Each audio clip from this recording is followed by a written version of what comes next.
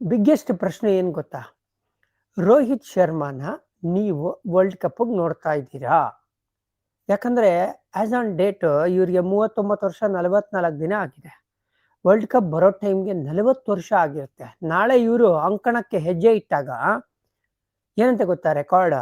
Heal be the oldest Indian to play ODI cricket ಅಂತೆ.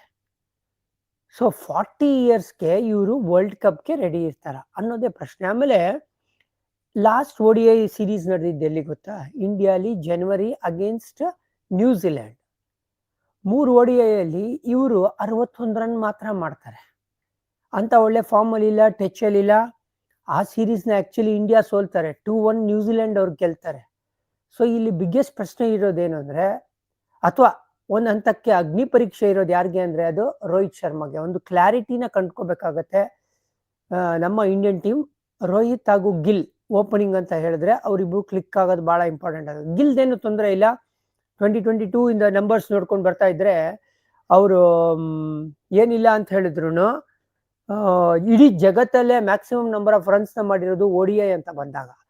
So ಇದೆಲ್ಲ ಲೆಕ್ಕಾಚಾರ ಹಾಕಿದ್ರೆ ಇಶ್ಯೂ ಇರೋದೇನಪ್ಪ ಇಲ್ಲಿ ಅಂತ ಹೇಳಿದ್ರೆ ರೋಹಿತ್ ಶರ್ಮಾ ಅವ್ರಿಗೆ.